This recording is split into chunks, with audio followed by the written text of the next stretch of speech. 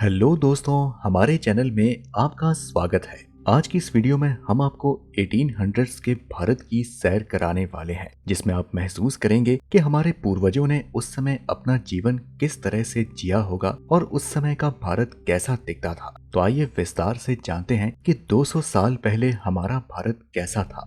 तो शुरू करते हैं अंग्रेजों के भारत आने से। उन्होंने 16वीं शताब्दी में भारत में दस्तक दी थी। आपको जानकर हैरानी होगी कि जब मुगल बादशाह शाहजहां ने आगरा में ताजमहल बनाया था, तो वहीं दूसरी तरफ अंग्रेज भारत में पैर पसारने की कोशिश कर रहे थे। उस समय भारत में छोटे बड़े कई राजाओं के अलावा दो बड़ी ताकतें मौजूद थी। एक थी औरंगजेब की मुगल सल्तनत और दूसरी तरफ मराठा साम्राज्य। अंग्रेजों ने इस बात का इंतजार किया कि किसी तरह ये दोनों ताकतें आपस में लड़ पड़ें, जिसके लिए अंग्रेजों ने भी जी तोड़ कोशिशें की। और इसके कई सालों बाद अंग्रेज धीरे धीरे विभिन्न जगहों पर भारत के अंदर सत्ता में आने लगे और उनकी ये मंशा कामयाब होने में 100 से भी ज्यादा साल लग गए। उसके बाद अंग्रेजों ने भारत का हुलिया बदलना शुरू किया और फिर ऐसा देखने को मिला 1800s में। आज से करीब 200 साल पहले के भारत में और आज के भारत में करीब सभी क्षेत्रों में बदलाव हो चुका है। सन 1800 के समय में भारत या दुनिया में कोई बड़ी टेक्नोलॉजी नहीं होती थी। हमारे यहाँ अधिकांश लोग धोती और गमछा पहना करते थे और बहुत अमीर लोग कुर्ता पहन लिया करते थे। उस समय ज्यादातर जगहों पर भीड़ नहीं हुआ करती थी। पूरे भारत में करीब 16 करोड़ लोग ही रहते थे और पूरे भारत का मतलब अखंड भारत, जो कि पाकिस्तान, बांग्लादेश, बर्मा यानी म्यांमार और अफगानिस्तान से मिलकर बना था। यानी कि आज के इन 5 देशों के विस्तार में सिर्फ 16 करोड़ लोग ही रहते थे। उस समय भारत में बहुत ज्यादा पेशे नहीं होते थे। अधिकांश लोग किसान होते थे जो पूरा दिन खेती बाड़ी और पशुपालन में अपना समय बिताते थे और शाम को अपने घरों में आकर भोजन, कीर्तन और सत्संग किया करते थे और फिर रात में जल्दी सोना और सुबह जल्दी से उठ जाते थे। और यही भारत के ज्यादातर लोगों की रोजमर्रा की जिंदगी का काम होता था। उस समय लाइट्स नहीं होती थी, इसलिए शाम को भजन या ईश्वर पूजा करने में बाधा ना आए, उसके लिए दिए जलाए जाते थे। उस समय हमारे भारत में बिजली या इलेक्ट्रिसिटी आम लोगों की पहुंच से बहुत दूर थी और यही कारण है कि तब के लोग घरों में उजाले के लिए लैंप और दिए जैसी चीजों का इस्तेमाल करते थे। उस दौर की सबसे बुरी बात यह है कि उस दौर में जातिवाद बहुत अधिक होता था। कुम्हार और साफ सफाई करने वाले लोगों को बहुत ही नीची जाति का समझा जाता था। लोग अपनी अपनी जाति के हिसाब से काम करते थे, जैसे कि कुम्हार मिट्टी के बर्तन बनाने का काम, तो धोबी कपड़े धोने का काम और वहीं लोहार लोहे का काम करता था। यहाँ तक कि कुछ लोग दूसरे कामों को भी संभालते थे, जैसे कि कुम्हार धोबी का और सुथार सोनी का। और उस समय गांव की इतनी ज्यादा संख्या थी कि गांव ही भारत को रिप्रेजेंट करते थे। अब ये तो हुई गांव की बात। उस दौर में शहर बहुत कम होते थे और शहरों की बात करें तो ज्यादातर लोग मिलों में मजदूरियां करते थे। उस समय के लोगों का काम बहुत ज्यादा मेहनत भरा होता था, क्योंकि उस समय ना तो बिजली थी और ना ही आज की तरह कोई आधुनिक टेक्नोलॉजी।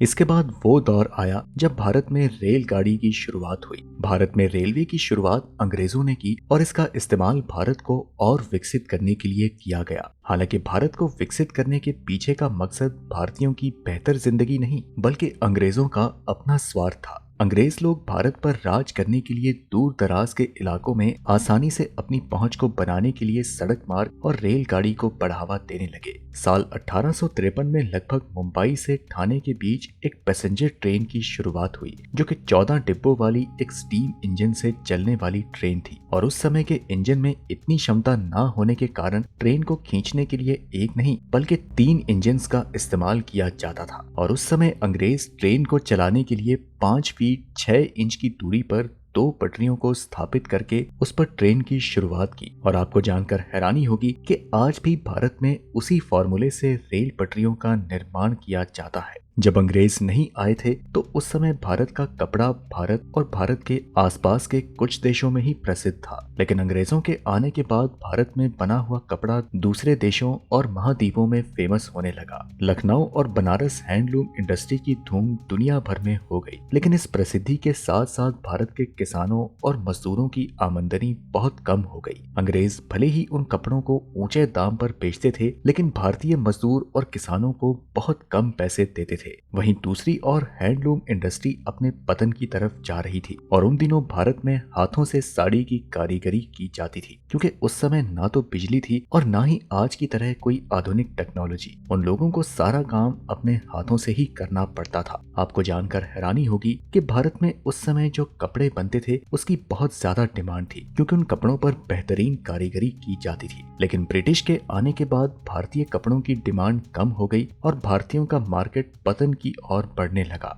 दरअसल भारतीय लोग जो कपड़ा बनाते थे उसे बनाने में बहुत समय लगता था, जबकि उसी कपड़े को ब्रिटिश तमाम तरह की मशीनों के द्वारा बहुत ही कम समय में तैयार करते थे और उसे बहुत सस्ते दामों में भी बेचते थे। और यही कारण है कि भारतीय लोग समय के साथ साथ और भी गरीब होते चले गए। भारत में बिजली सन 1880 में आई, लेकिन ग्रामीण इलाकों में बिजली पहुंचने में और भी कई साल लग गए। एक डाटा के अनुसार सन 1800 के आसपास एक यूरोपियन क्लर्क की सैलरी 40 पाउंड थी और वहीं एक आम भारतीय की तनख्वाह उससे 40 गुना कम थी। इससे आप ये अंदाजा लगा सकते हैं कि भारतीय किसानों की क्या इनकम रही होगी। और ऊपर से किसान हर साल बाढ़, सूखे और लगान की मार भी झेलते थे। उस समय कुछ अमीर तबके के लोग भी होते थे, जिसमें हर एक तो नहीं लेकिन कुछ लोग हमेशा इस फिराक में रहते थे कि कैसे भी करके अंग्रेजों के साथ उनकी दोस्ती हो जाए। और कुछ अमीर लोग अपनी सूझबूझ और स्किल के माध्यम से ठीक ठाक पैसे कमा लेते थे। आज के समय में बीमारियां आम हो चुकी हैं, लेकिन ऐसा नहीं कि उस समय बीमारियां नहीं थी। उस समय भी बीमारियां बहुत ज्यादा होती थी, जैसे कि कॉलेरा और प्लेग। लेकिन बदकिस्मती से इन बीमारियों की कोई दवा नहीं थी, जिस कारण इनके सामने लोग बेबस थे। ज्यादातर दिक्कत चाइल्ड बर्थ के दौरान होती थी और जानकारी की कमी के कारण कई महिलाओं को चाइल्ड बर्थ के दौरान ही अपनी जान गंवानी पड़ती थी और इसी कारण कई सारे बच्चों की भी जान चली जाती थी। उस समय आज की तरह एयर पोल्यूशन नहीं होती थी, क्योंकि उस समय ना तो फैक्ट्रियां थी और ना ही गाड़ी। अधिकतर लोगों के पास घोड़ा या कोई दूसरा जानवर होता था और यहाँ तक कि कई लोगों को हाथी पालने का शौक था और शेर और बाघ का शिकार करना उस समय लीगल था। उस समय आज के मुकाबले में भारत के जंगल का घनत्व बहुत ज्यादा था और अगर बात करें उस समय के कुछ चुनिंदा लोगों की जिन्हें खुश कहा जा सके, तो वह वही लोग थे जो या तो किसी अच्छे किंगडम में रहते थे या तो वह अमीर थे, जबकि दबे कुचले लोग गरीबी और बदहाली के कारण बेबस थे। और वहीं अगर बात करें एजुकेशन की, तो उस समय 10% से भी कम भारतीय पुरुष पढ़े लिखे थे और 1% से भी कम महिलाएं पढ़ी लिखी थीं और इनमें से ज्यादातर आंकड़ा शहरों का ही है, जबकि गांव में इससे भी बदतरीन हालात थे। हालांकि ऐसा नहीं था कि बिना पढ़े लिखे लोग स्किल्ड नहीं थे,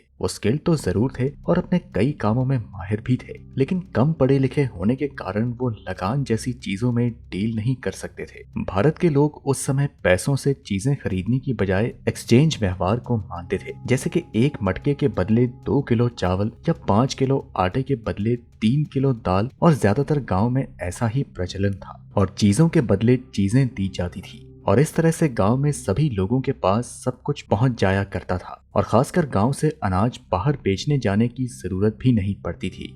तो दोस्तों, ये था 1800s का भारत। उस समय भी कुछ चीजें बहुत अच्छी थीं तो कुछ बहुत ही खराब, और ऐसा लगभग हर समय काल में होता है। हर समय कुछ अपनी पॉजिटिव और नेगेटिव चीजों के साथ होता है। और आपका इसके बारे में क्या कहना है, हमें कमेंट में जरूर बताएं। हम मिलते हैं आपसे अगली वीडियो में, तब तक के लिए नमस्कार।